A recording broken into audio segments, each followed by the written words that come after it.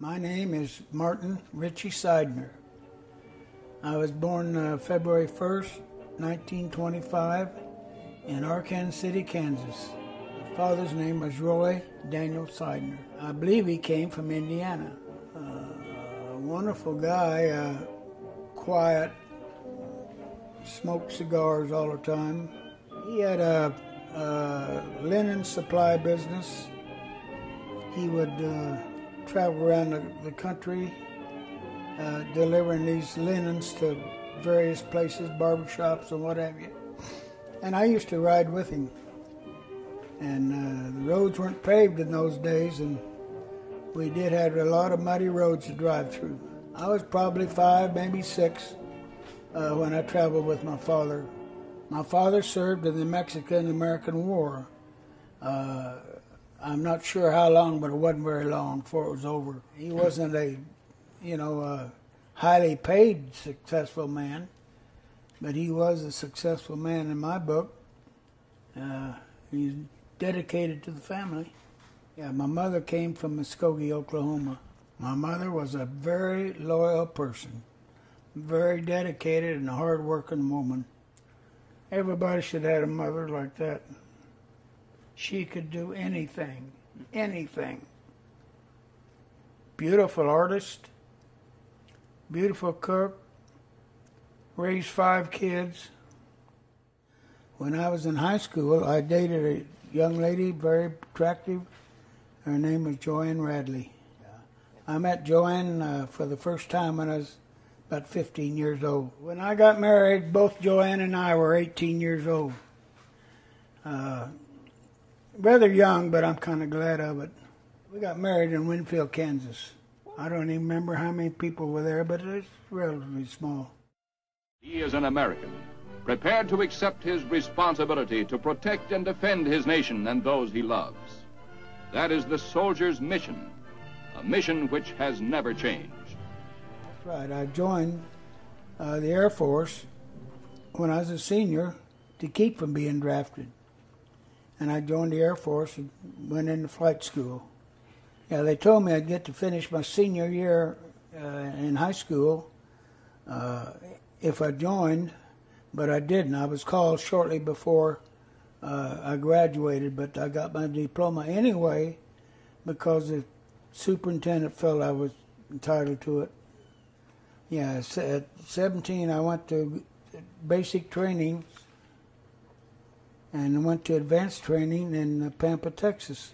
That's Joanne. She's pointing at my name on the leaderboard there for all the people in the service. And I think she's got a ring on. Yeah, she got a ring on there.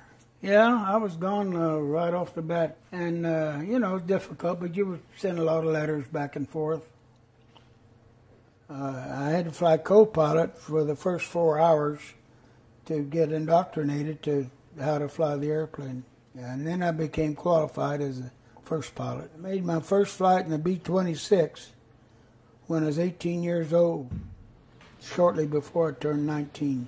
Well, it was a twin-engine airplane. Went from single-engine airplane to a twin-engine. The maximum speed we flew in the twin-engine was about 120 miles an hour. That's me sticking my noggin out of a B-26. The airplane actually had a bad reputation. It's known as a hot airplane. Took a lot of speed to get it off the ground, and it landed long also. It was also called a Widowmaker because so many guys were killed in it. It was lack of training that caused it, but nevertheless it happened.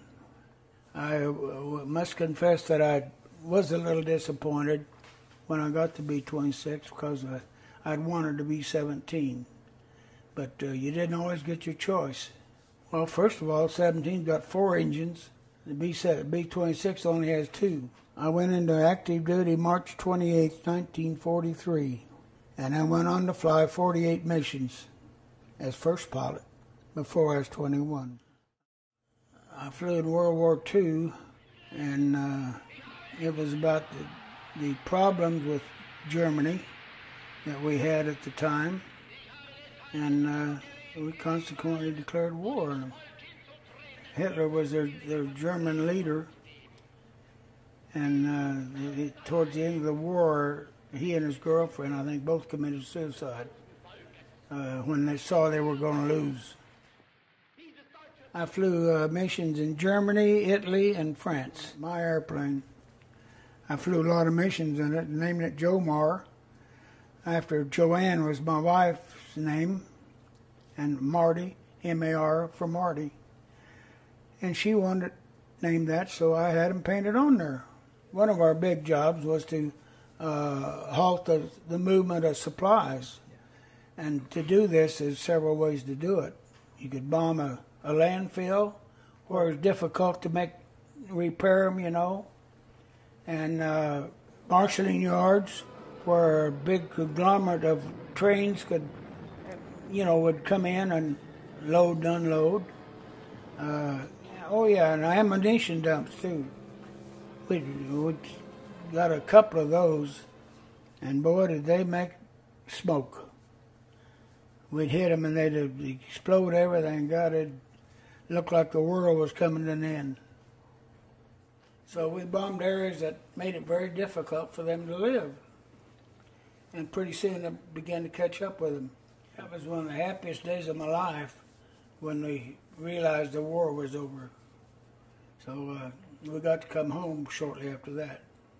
You accumulated so many credits for different things, and I had a very large number of credits, so I got to come home real early because of that.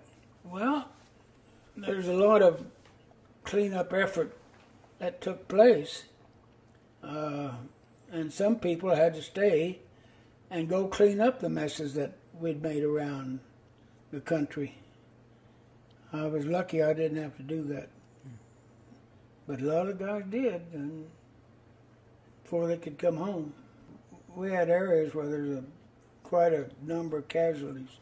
I mean, bodies were piled high, and they had to go out and bury all those guys.